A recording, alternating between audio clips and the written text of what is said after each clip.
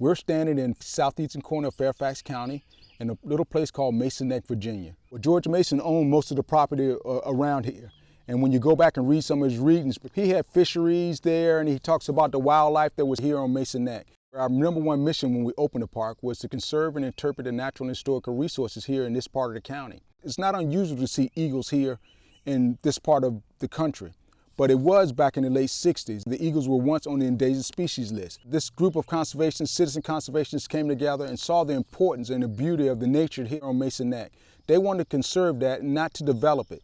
The eagle's not listed on the endangered species list anymore. It's a direct result of what those citizens did in the late 60s. So when you come to Mason Neck State Park, not only do you see the wildlife that you get to see, but you also have an opportunity to do picnicking, canoeing, kayaking, bike riding, hiking.